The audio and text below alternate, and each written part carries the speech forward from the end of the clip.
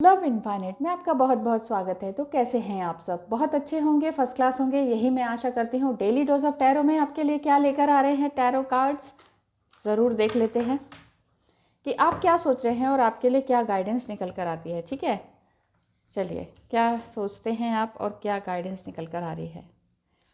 The first card is the hermit. बहुत कुछ आपने किया, सोचा, दूसरों के लिए भी किया, अपने लिए भी, और कर कर के थक चुके हैं। आपने सोचा बस अब मुझे हर जगह से अगर धोखा ही मिलता है तो अब मुझे चुपचाप हर्मिट मोड में आ जाना चाहिए, बिल्कुल आइसोलेशन में। अब मैं किसी से बात नहीं करूँगा या करूँगी, अब मुझे अपने आप से बात करनी है, मुझे अपने आप को खोजना है, अपने अंदर झांकना है। तो आप शायद इस तरह से आइसोलेशन में आ चुके हैं। The star card, star card ये शो करता है कि आइसोलेशन के बाद आपके अंदर एक अनुभूति हुई है, एक स्टार की तरह, एक लाइट की तरह आपके अंदर कुछ नया करने की अनुभूति हुई है। स्टार किड भी हो सकते हैं आप, स्टार सीड भी हो सकते हैं आप, स्टार अडल्ट भी हो सकते हैं।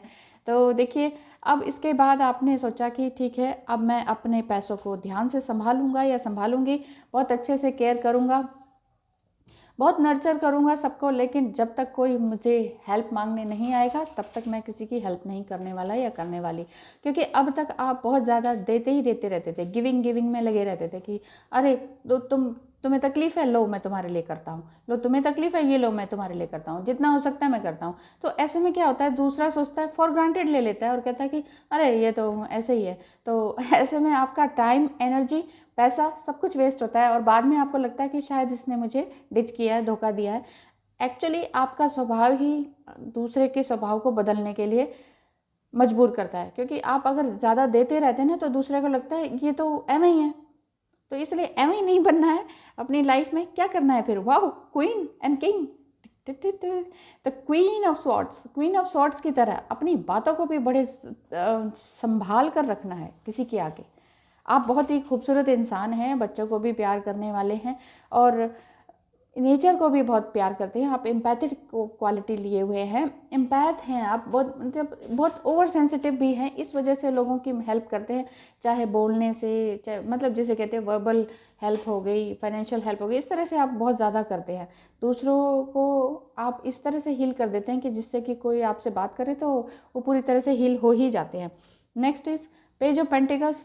आपके आसपास या आपके घर में भी कोई बच्चे होंगे जो 16 या 8 मतलब टीनेजर होंगे या उससे थोड़े से बड़े हो सकते हैं।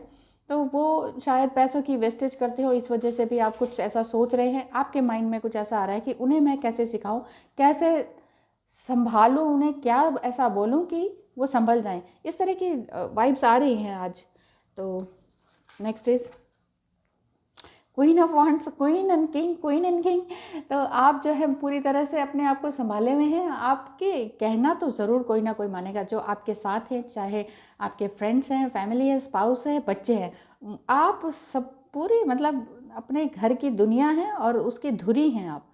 और जितनी भी नेगेटिविटी है आपने पूरी तरह से निकाल रखी है और उसको बिल्कुल साइड कर रखा है। आप कहते हैं नहीं, मुझे नेगेटिविटी की तरफ देखना ही नहीं है, मैं जो हूँ बहुत खुश इंसान हूँ और मुझे अब किसी और की ज़रूरत नहीं है।